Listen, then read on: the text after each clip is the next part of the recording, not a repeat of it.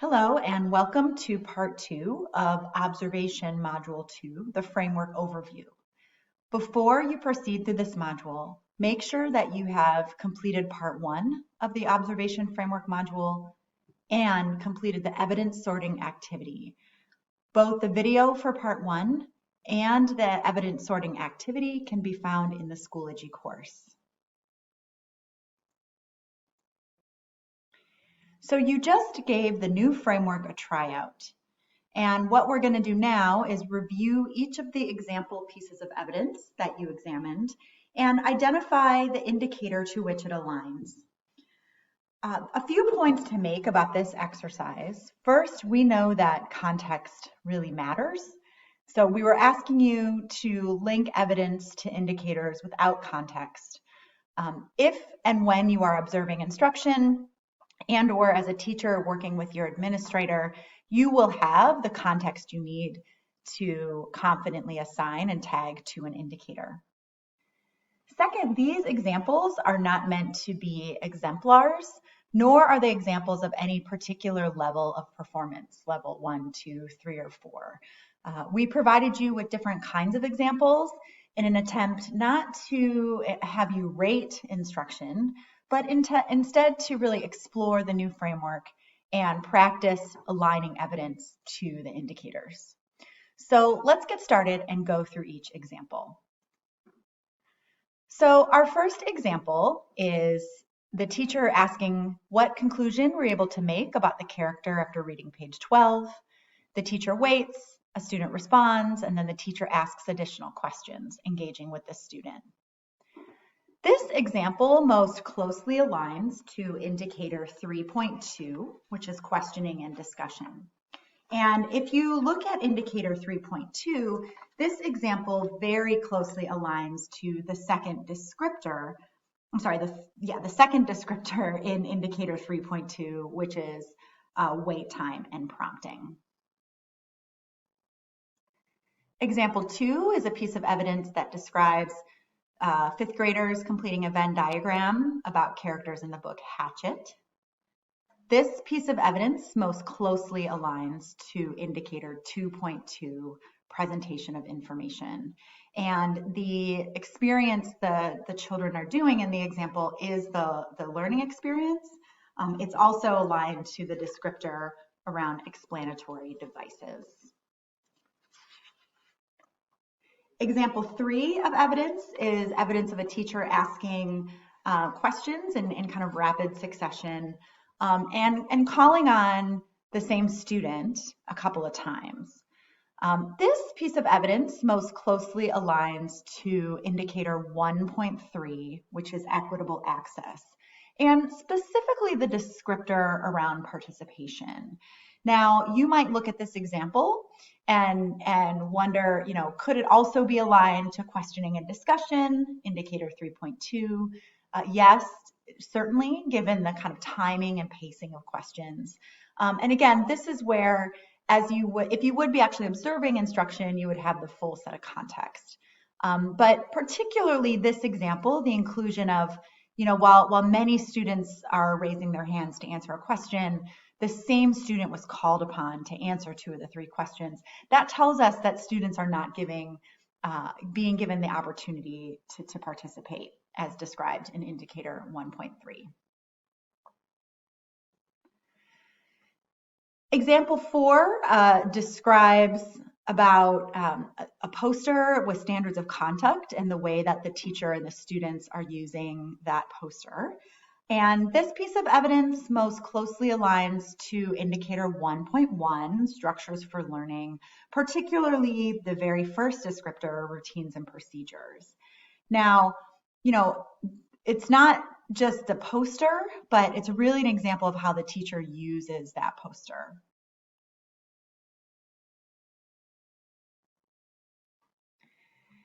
Example 5 shows sort of what is written on the board in a science class.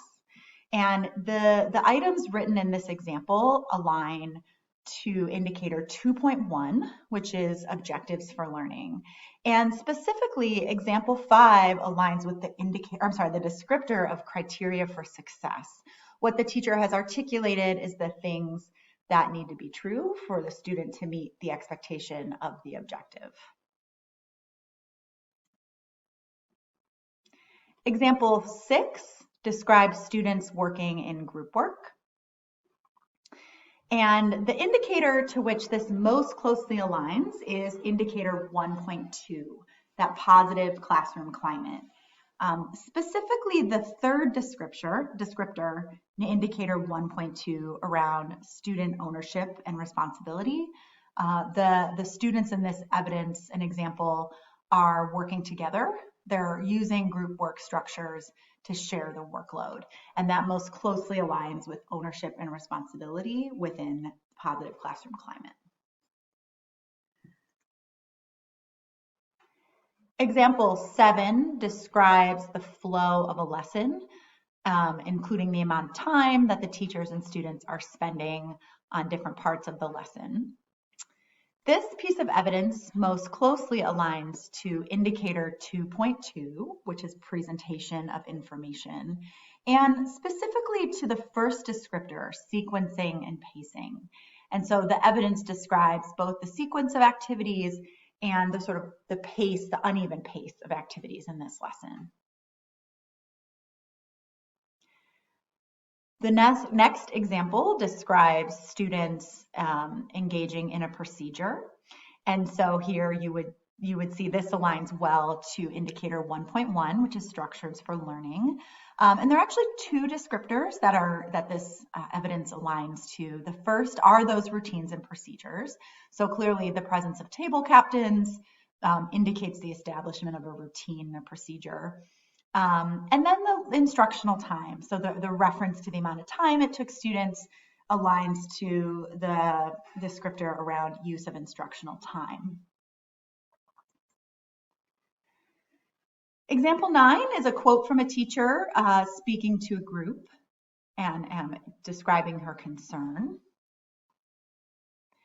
And this example aligns most closely to indicator 1.2, again, to that student ownership and responsibility descriptor.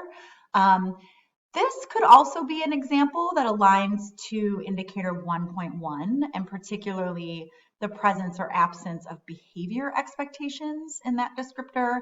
Again, this is where context really matters. And that if you were in this classroom, you would have the context you need to know if it exactly aligns to 1.1 or 1.2.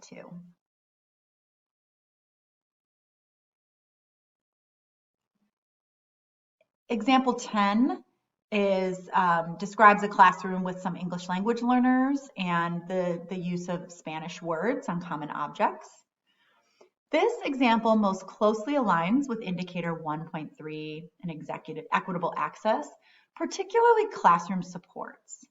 And so in this instance, for students for whom English is their second language, the supports like labeling where the crayons go or where supplies go, sort of provide students the resources that they need to engage in the learning environment productively because it's in their home language. Now, if this example was, say, from a 10th grade Spanish class, you might assign that 3.3 academic language. But in this instance, this is an example of classroom supports in indicator 1.3. Example 11, which is a teacher's instructions to students involved in special education.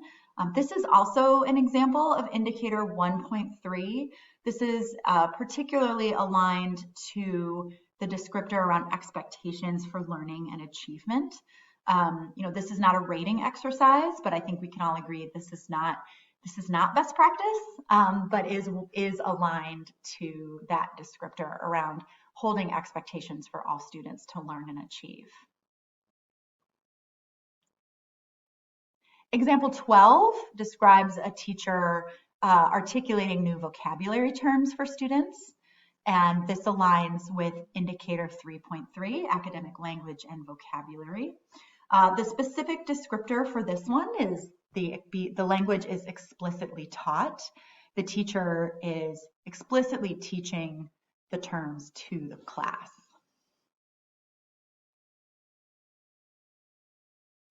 Example 13 gives us a statement the teacher made to the class and how the teacher proceeds to engage students in responding. And this aligns with indicator 3.2, questioning and discussion. And this aligns to a couple of the indicators, namely students supporting their answers. So students are required to compare and give reason for their responses. It also could be aligned to the first descriptor, alignment to objective, content, and learner. Again, if you were in the classroom and knew the full objective and learners in the classroom, you might find that you might be able to assess the extent to which the questions are aligned. Example 14 describes an assignment. And again, obviously then, this aligns to indicator 3.1, rigorous assignments. There's several descriptors in rigorous assignments that might match this piece of evidence, including the alignment of the assignment, the extent to which it's relevant to students, the extent to which the assignment is differentiated for different students, and the extent to which it requires the students to apply content. So again, more context around this evidence might help you pinpoint the exact descriptor, but at this point, it could really fit any of the descriptors in rigorous assignments.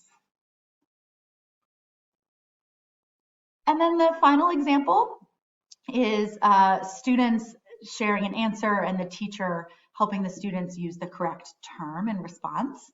This is also well aligned to indicator 3.3, academic language and vocabulary, both the teacher explicitly teaching the language, the second descriptor, and the teacher modeling the descriptor, or modeling the language, the first descriptor. So congratulations. Thank you for engaging in that exercise. Again, this is only the first of many opportunities you will have to get to know the framework. And so we encourage you to continue to review and study the framework to deepen your understanding of the content included. So now that we've gone through the content, we're asking you to please pause the video and respond to these two questions on your graphic organizer. First, what do you notice about the new observation framework's content? What is different from the DPAS-2 rubric, or what you might use in your district, and what is similar? So pause the video now to respond to those questions and then return back to join us.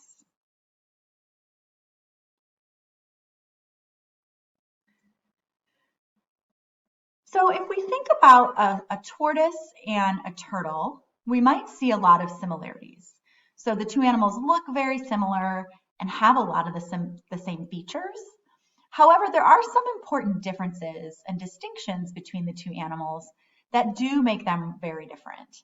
And we think about the new Delaware Teacher Growth and Support System observation framework in this way as we compare it to the DPAS-2 rubric. There are some features that are very similar, but some key differences.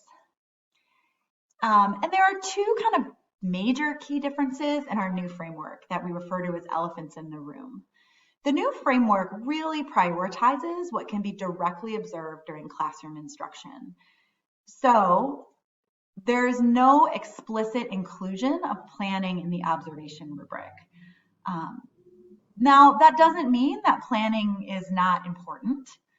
Indeed, actually, really high quality planning will likely lead to a lesson being more highly rated on this new framework. However, unlike the DPAS-2 rubric, the explicit actions of planning are not included in the framework because those actions are not directly observed in the classroom. The core teacher skills, however, do include some of those explicit direct planning actions that teachers engage in when they are preparing for lessons.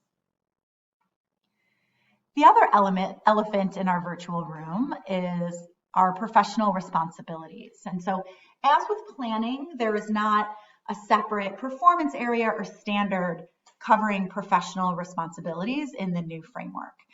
Things like communications with parents and keeping records. These are also really critical parts of a teacher's role and responsibility in achieving outcomes for their students. They are just not actions that are directly observed in the delivery of a lesson. So again, just because professional responsibilities aren't measured in the framework, that doesn't mean that those sorts of activities are not crucial. And in fact, many of the professional responsibilities from the DPAS-2 rubric are articulated in the core teacher skills throughout the different performance areas in the new framework.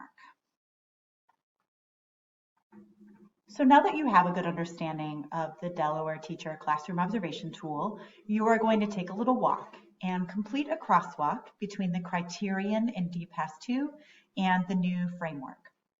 So you will go to Schoology and find the exercise called Rubric Crosswalk. In this exercise, for every DPAS-2 criterion, you will identify the indicator or indicators in the new framework that align most closely to the ideas in that DPAS-2 criterion. As you go through this exercise, you may wish to refer to the DPAS-2 rubric and element rubric so that you can best align the new framework indicators to the DPAS-2. So again, go to Schoology, find the rubric crosswalk activity.